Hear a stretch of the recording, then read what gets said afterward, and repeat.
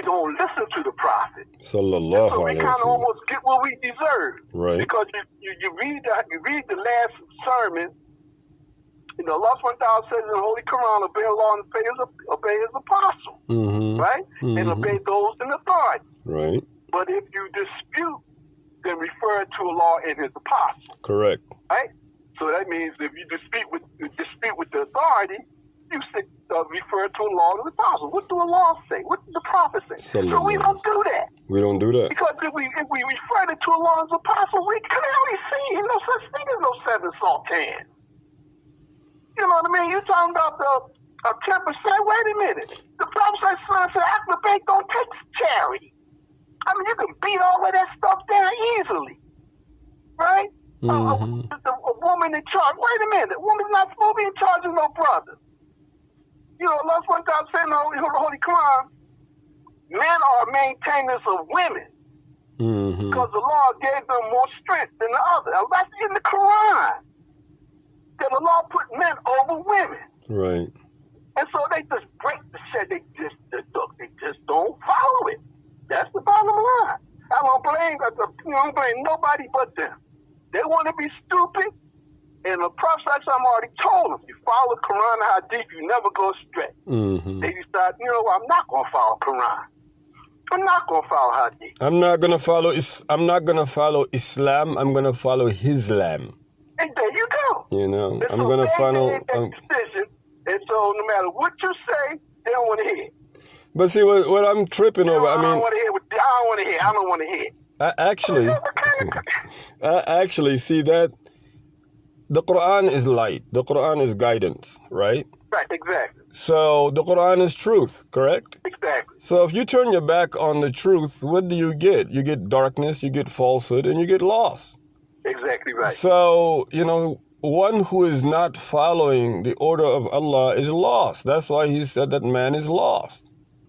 You see, everything that they're doing, like the brother saying to me, don't contact me or my family ever again. Okay. You're not only breaking... Like you're missing something. Wait a minute. This man has children. I mean, all the children that I know of his, everybody's like in their 20s, out and about. Nobody... Right. Yeah, they're grown men and women. I mean, but not only that. I mean, I really just talked to one, I just talked to one of them because I taught him. So he's in his 20s now, and you're telling me that you're justified in breaking the ties of Muslims because of Mr. Jilani? Right, exactly. And so, I mean, you broke Allah's law for him. Exactly right. See? And then you broke the law that says you only have 3 days not to talk to your Muslim brother. Exactly right. You broke that law too. So so what Islam is this the Jilani Islam? I think this is Jilani Islam. Because you're doing it because he said so. Right. You're taking his word over what Allah subhanahu wa ta'ala said. Yeah, it's all about feelings, emotions. Right. Well, that's why again, I'm not even with my daughters. I mean, one of them says she doesn't care what I think. I'm like, okay, you know what? I need to explain something to you. I don't care about what I think, but I know Allah subhanahu wa ta'ala is going to make clear for me what is right and what is wrong. 100%. Right. You, on the other hand, the day for sure is going to come, you will care about what Allah says. Right now, you're not caring. Your own parents. Right. See, right now, you don't care because, you have your nice little community that, you frequent or whatever, and you haven't seen the grave yet. But believe you me, when you get to that grave, it's not going to be your community or anybody. By yourself. Right. You're going to be all alone with your deeds. Why did you break the ties of kinship? Because of my Jilani Islam and my community. Well, I don't see that in the Quran. That was not the order of Allah. No, but and another problem. Let me tell you what another problem. Let me tell you what another problem is. Well, that's the general thing. Like, that's the worst problem that anybody has when it comes to a problem. They don't want to do anything about it. That's the worst thing. Okay. But remind you that when they try to use the Quran, they actually sink themselves. I mean, I could not believe it. One of these girls tried to send me ayats of the Quran where she's trying to use ayats of the Quran to prove other ayats of the Quran wrong. And in another case where she's trying to, substantiate her argument, she uses an ayah of Quran and it winds up proving her to be a kafirah. So, and then it's like, okay, but you're my father, love me and pray for me. Listen, I pray that you get out of this kufr and the shirk that you're following. I pray for that. Do you think I'm going to pray that you get stronger in kufr and shirk? And, people have lost the concept of the message the Quran brings, which is to fear Allah's punishment and have hope in His mercy. You see, people just keep thinking Jannah, Jannah, Jannah. Everything I'm going to do is going to take me to Jannah. But they don't consider that things that they're doing or things that they're saying could be actions and words of hellfire, Mm-hmm. So because they have this mentality, we have a very serious problem. There is the lack of the concept of taqwa there altogether, where again you have to be fearful of Allah's wrath, His punishment. You got this White Hawk Jilani, Abdul Qadir Jilani, supposedly he wrote it, right? Man, don't mention no hawk, no right. bird. Well, that's what the poem is called. I'm gonna have to read it. Yeah, but I'm gonna tell you. I'm gonna be honest with you again. Didn't say. I don't even want to hear. Again, right? Who said that you were entitled to the benefit of the poem writer? Who said you were entitled to the understanding of the one who wrote it? He said so. That's what I'm trying to tell you. But no, this is what I need to. If that is what if he wrote this poem and he actually said that, by Allah, I am willing to swear on the Quran that this man or anybody who did it, because you got to understand what the poem is saying.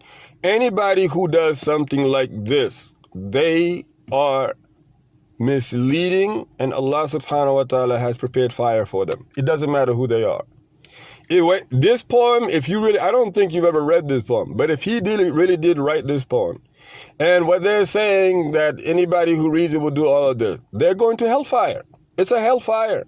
You can't say that I'm going to fly over all created worlds, seen and unseen, and you don't go to hellfire. You have to go to hellfire. Hellfire was created too. It's unseen. You said you went on all of them. All of them. And then you say that you turn into a white hawk, and anybody, who reads it, as you say, is going to flow over all these with all the secrets. Okay, you brought secrets back. Where are they at? Where are your secrets to get these, to get these problems? And again, I've never in my entire 21 years hearing about this Mubarak Jilani, that he sent one delegation from Pakistan to help African Americans here. I've never seen that. Brother, he didn't have no delegation. But wait a second. That's for his talibs. That's for TMOA to think about. I've never seen any smallest token of assistance financially, economically, for any. He was taking their money. He was taking the money. From him. He was taking their money. They was giving him money. Right. Well, what I'm saying is that they stupid enough to give him their money, 10%, and so they it in. Well, they deserve what they get. I'm gonna be. They would give their money away to this strange man. You understand what I'm saying? And no matter what you tell them, they put their fingers in their ears. La la la la la la la. Look, man, go ahead on then. Go ahead on. See the problem. I'm not wasting no time on you. I wonder, and I just wonder. I'm just wondering if people really do understand the concept of hell and heaven. If they really do understand that everything that you say, everything that you do is either destined for Jannah or Jahannam. Every single thing, right? And in order for it to be angel beside you on right in your left, look, writing every word that you say. So in other words, I'm not sure if they understand that if you're not doing a deed for heaven, for the reward that you get in the heaven, you're doing a deed that you're going to get rewarded for in the hellfire. So if you, whatever deed, like you're cutting off ties of kinship, did you do it for Allah? No, that deed is in the hellfire. You did not give salams to another Muslim. You understand? You tell a person, don't speak to me again. That's. Wait a minute. Don't speak to you or your family ever again. Oh man, I must have really did something bad. Oh brother, did I murder or kill somebody? Oh, what's happening? You gonna say I can't speak to you or your family. What did I do that bad? When you telling me, don't even speak to me, don't call me ever again. Ooh, what the heck was that? Well, because again, look. You ain't down with the Jamaat. Are you crazy? No, that's not why. Because you're under a spell. That's why. Are you crazy? No, he's not crazy. He's just under a spell. I'm trying to tell you. The guy used to use magic. I call it crazy. You call it spell. He was but you agree that he was a sorcerer. You agree? Yeah, okay. So why would you? I mean, exactly. He was a sorcerer. He used spells on these people. These people are under a spell. I mean, I don't know what else is there to say. If you say you are a Muslim, but you don't follow the Quran, you don't follow it in terms of, like, besides the fact that you use it to recite, your 10 minutes in the morning or whatever, right? And the fact that you use it in your salah, what else do you do with it? What else are you, like? You're not practicing. Well, that's the point. Yeah. That's the point. So now, since you're not, you think it's just your own little personal program, and you think you got a tight relationship with Allah, right? If I say this every 10 times, 10 minutes in the morning and in the evening, I'm so close to Allah. But then you turn around and mistreat your brother and your sister and your mother and your father. And come on, man. And again, all of that is not for Jannah, is not for the reward of Allah. Like us talking, and hoping and praying and clarifying the misconceptions, that's for the reward of Allah. We're hoping to get Jannah in that as we talk, as we discuss, even before we discuss, right? We remember Allah like that. But all your discussion is about Jilani. I know. Everything is Jilani. I know. But how is that supposed to land you in Jannah? How does Jilani, mentioning where in the Quran does it say Jilani is going to get you into Jannah? It's like somebody talking about Abdul Haq. And who am I? Abdul Haq said, wait a minute. Right. This brother, what you're talking about, what I say. It's about what Rasulullah said. Sallallahu alayhi wa sallam. You man, don't put that weight on me. The Lord SWT said the Prophet is a beautiful pattern of conduct in the Holy Quran. Allah said, follow Rasulullah. He's the best example. Right. So don't talk about what I said. Abdul Haq, or Jelani. You ain't mention the Prophet Muhammad. Sallallahu alayhi wa sallam. And Jelani was supposed to claim that he followed the Prophet. That's what he claimed. So it all goes back. Everything goes back to the Prophet. I don't care what sheikh you got, what spiritual leader you got. They all lead back to Rasulullah. Well, it depends. Who is your leader? No, hold on a sec. You gotta understand. Let me finish. You ask them who their leader is, right?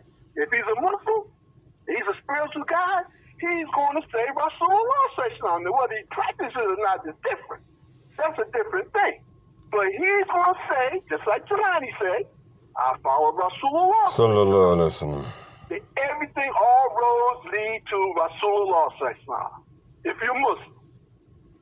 Now, whether you practice it, that's a whole different story it is. So why I got to go through you? How come I can't just follow, why I got to go through you, through that particular person? He's the only one can lead me to the Prophet. Well, we know Allah SWT is the one that guides a person to the Prophet. He's the one that does it. He might let you. He might guide you through certain people. You know what I'm saying? Certain brothers, certain sheikhs, more spiritual. It's more spiritual than you are. And you get information like that from a person, but everything goes back to the prophet. Even your teacher goes through the prophet. Sallallahu alayhi wa alayhi. Right? The Quran. Allah in His Rasul. Allah in His Rasul. Allah in His Rasul. No better. You know, so hey, that's what they